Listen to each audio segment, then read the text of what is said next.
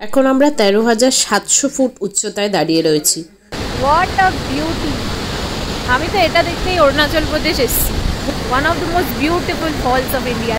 আর এখন সেলাপাসে snowfall start হয়ে গেছে, খুব এনজয় করছি।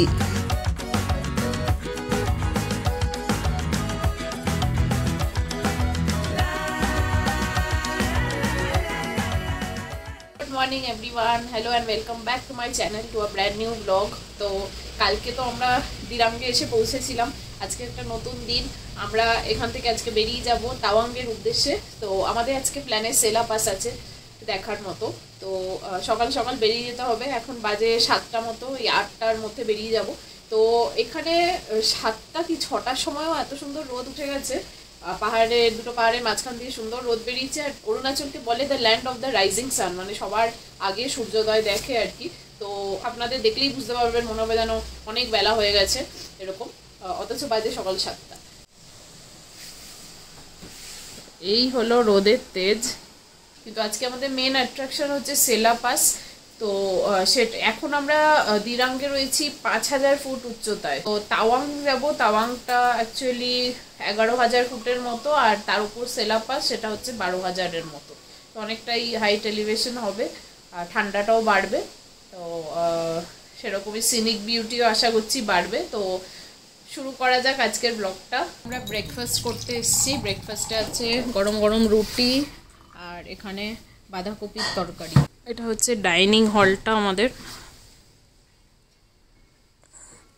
বেসিক্যালি হোমস্টের ছাদ। এখানে একটা সুন্দর জায়গা, সিটিং অ্যারেঞ্জমেন্ট আছে, এখানে খাওয়া দাওয়া। ব্রেকফাস্ট সেরে আমরা আজকে জার্নি শুরু করে দিয়েছিলাম। দিরাং থেকে তাওয়াঙ্গের দূরত্ব 140 কিলোমিটার মতো, যেটা পূরণ করা যায় 5 থেকে 6 ঘন্টা সময়।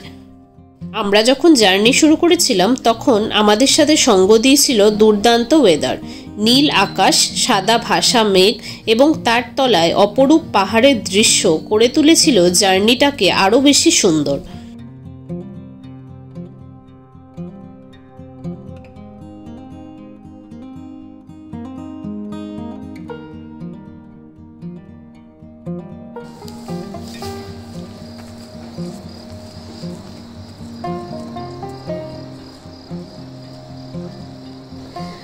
আমরা এখন এসে গেছি দিরাঙ্গের হট ওয়াটার স্প্রিং দেখতে। তো বলে এই জলে নাকি মেডিসিনাল ভ্যালু আছে। তো সেটাই এরকম নিচের রাস্তা দিয়ে নেবে দেখতে যাচ্ছি।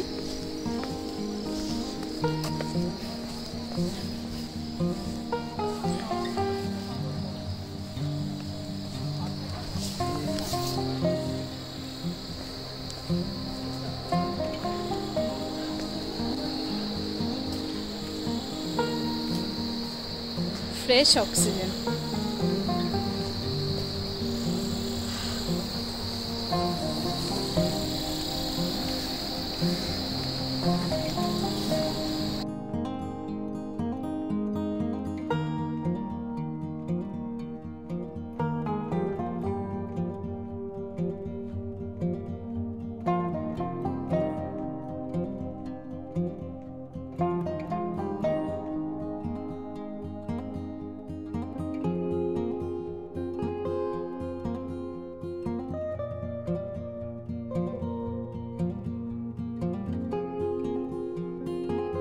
দিরাং হট স্প্রিং বলা হয় এখানকার সালফার কন্টেনিং ওয়াটারে হিলিং প্রপার্টিজ এবং মেডিসিনাল প্রপার্টিজ রয়েছে।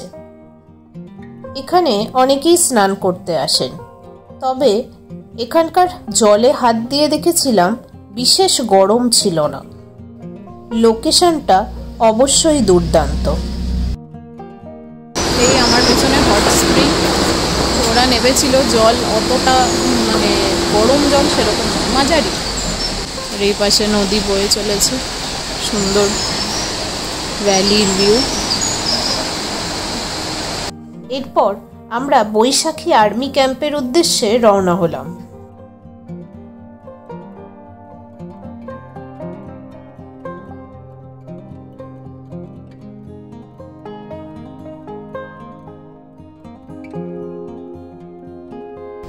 আমরা এখন বৈশাখীতে এসে দাঁড়িয়েছি। এটা হচ্ছে দিরাং থেকে সেলাপাস যাওয়ার মাঝে একটা জায়গা বৈশাখী।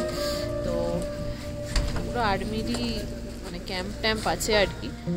তো এখান থেকে হালকা হালকা শরীরে মানে অস্বস্তি, পাহাড়ি রাস্তা ঘুরে ঘুরে আসছে, অস্বস্তি আছে, কিন্তু এখানটা এসে আস্তে আস্তে মানে আমার যেমন শরীরটা একটু খারাপ করছিল, তো আস্তে আস্তে একটু স্থিরভাবে নামলাম গাড়ি থেকে, গিয়ে এখন আস্তে আস্তে বেরোলাম। আর বৈশাখী মিলিটারি স্টেশনে রয়েছে ভীষণ সুন্দর একটা আর্মি ক্যাফেটেরিয়া। সেখানে চা ব্রেক নিতে পারেন এবং তার সাথে সাথেই বিক্রি হয় বিভিন্ন ধরনের ফ্রিজ ম্যাগনেট। আপনারা চাইলে এগুলো সেখান থেকে সংগ্রহ করতে পারেন। এবার আমরা এগিয়ে চলেছি সেলা পাসের উদ্দেশ্যে।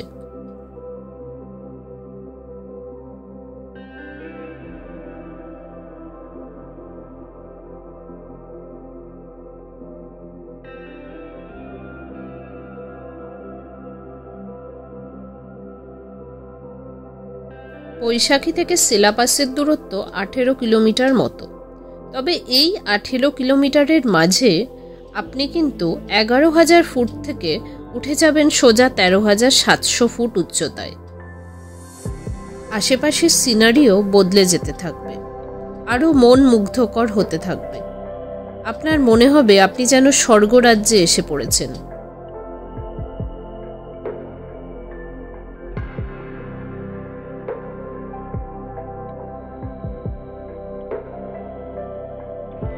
বরফ পড়ছে, আমরা সেলা পাস পৌঁছে গেছি, বরফ পড়ছে, গাড়ির ভেতর ঢুকে যাচ্ছে।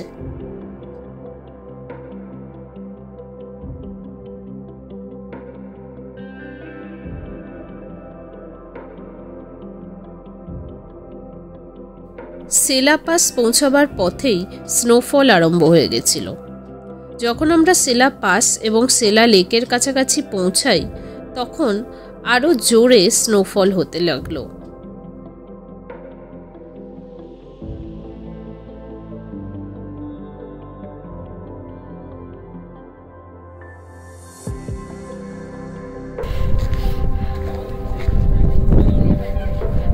এখন সেলা পাসে দাঁড়িয়ে আছি, আর পেছনে আমাদের আছে সেলা লেক। মানে বরফও পড়ছে, হালকা স্নোফল হচ্ছে। 13,700 ফুট উচ্চতায় দাঁড়িয়ে আছি।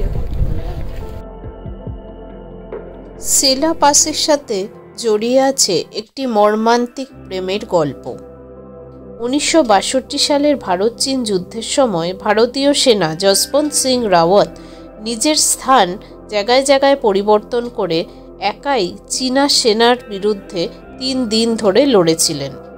এই সময় স্থানীয় 2 মেয়ে সেলা এবং নুরাকে নিযুক্ত করা হয় যশবন্ত সিং রাওয়াতকে সময় সময় খাবার এবং জল সরবরাহ করার জন্য। শোনা যায় এই সময় সেলা যশবন্ত সিং রাওয়াতের প্রেমে পড়ে যান। ইতিমধ্যে চীনা সেনাবাহিনী সেলার বাবাকে আটক করেন। সেলার বাবা যশবন্ত সিং এর সাথে বিশ্বাসঘাতকতা করেন এবং চীনা সেনাবাহিনীকে জানিয়ে দেন যে 3 দিন ধরে যশবন্ত সিং একাই চীনা সেনাবাহিনীকে আটকে রেখেছিল। খুব শীঘ্রই যশবন্ত সিং রাওয়াত চীনাদের হাতে ধরা পড়ে।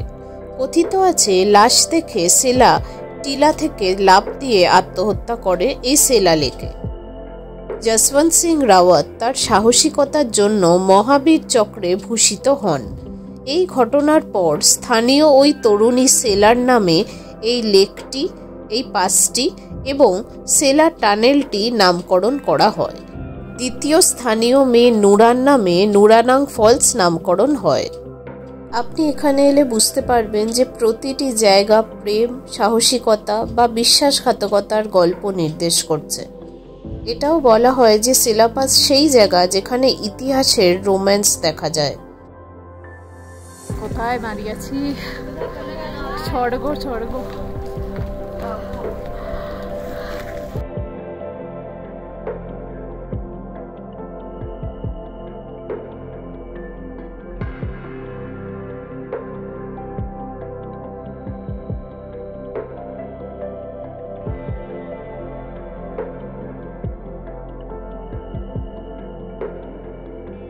সেলা লেক এবং সেলা পাসকে বিদায় জানিয়ে আমরা এগিয়ে চললাম আরেকটি ঐতিহাসিক স্থানের দিকে, নুরানাং ফলস।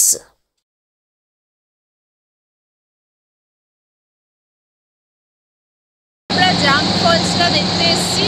এটা তাওয়াং যাওয়ার রাস্তাতেই দাঁড়িয়েছি এক জায়গায়। তো অনেক উঁচু থেকে ফলসটা পড়ছে, আমরা ওই নিচে যাব দেখতে।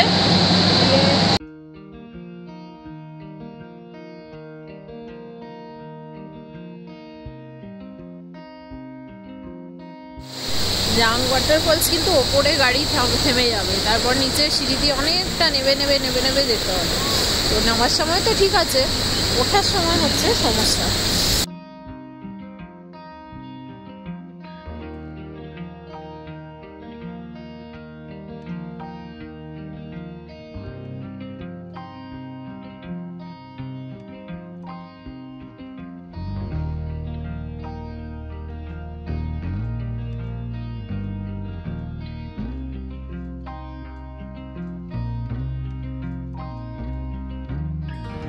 ছ,০০০ ফিট উচ্চতায় নুরানাং ফলস। অনেকটা দূরে দাঁড়িয়ে আছি ফলসের থেকে, ওই দূরে ফলস, মানে এইখানে অব্দি জলের ছাঁট আসছে।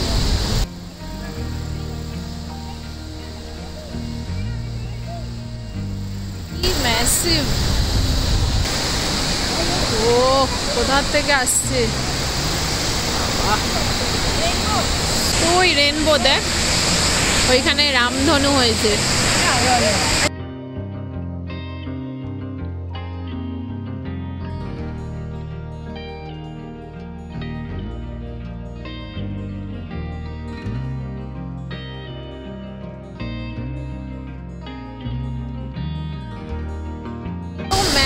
ফলসটা কত উঁচু থেকে পড়ছে, মানে ওই যত কাছে যাচ্ছি তত জল ছেটাচ্ছে আর পুরো ভিজে যাওয়ার জোগাড়।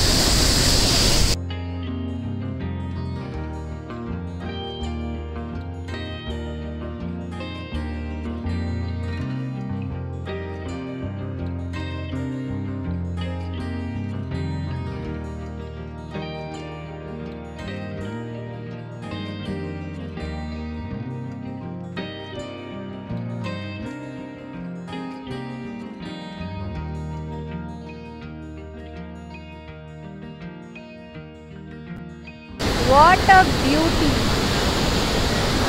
আমি তো এটা দেখতেই অরুণাচল প্রদেশ এসেছি। বুমলা পাস বলে সবাই, কিন্তু আমি জাং ফলসটা যবে থেকে দেখেছি এখানে আমার আসার ইচ্ছা ছিল, আর সত্যিই তাই, মানে এটা নিরাশ করে। One of the most beautiful falls of India, Jang falls, Arunachal Pradesh. অবশ্যই আসুন।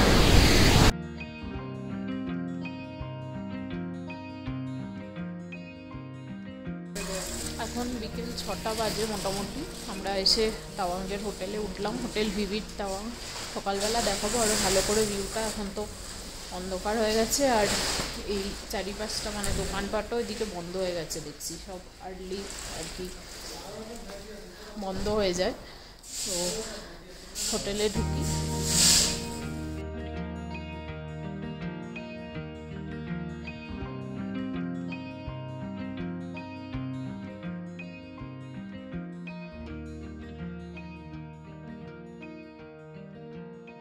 আসুন আপনাদের হোটেল ভিভিড তাওয়াংয়ের রুম ট্যুর দিয়ে দিই। আমাদের এটা ডাবল বেড রুম, এটা হলো ডাবল বেড, বাট 3 জন ইজিলি হয়ে যায়।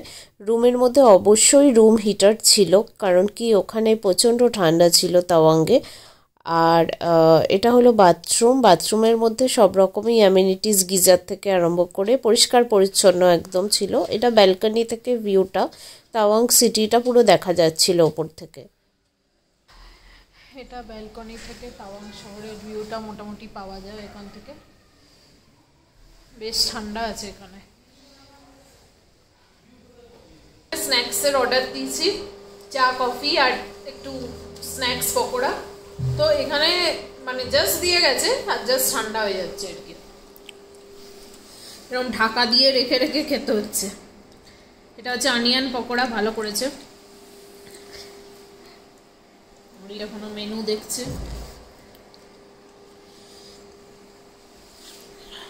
আমরা তাওয়াংয়ের হোটেলে লাঞ্চ ডিনার করতে বসেছি। সিম্পল ডিনার, ডাল ভাত, আলু ভাজা, একটা মিক্স ভেজ তরকারি। কালকে যেহেতু আমাদের সকাল সকাল উঠে জার্নি আছে, তো দেখে মনে হচ্ছে খাবার ভালো। স্ন্যাক্সও করেছি, ভালোই লেগেছে।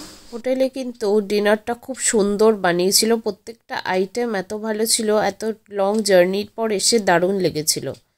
এই পর্বটি এখানেই শেষ করছি। আগামী পর্বে দেখা হচ্ছে আপনাদের সাথে। আগামী পর্বে কিন্তু থাকবে ইন্দো চায়না বর্ডার বুমলা পাসের অভিজ্ঞতা, ওটাই কিন্তু অবশ্যই দেখবেন, মিস করবেন না। সবথেকে ইম্পর্টেন্ট এই অরুণাচল সিরিজে।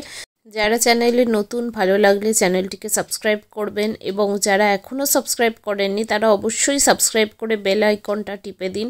আমি পরবর্তী দিনে আরও নতুন নতুন জায়গা থেকে ভিডিও জানতে চলেছি। চোখ রাখুন আমার চ্যানেল ব্লগ এসকেপ উইথ টিনাতে।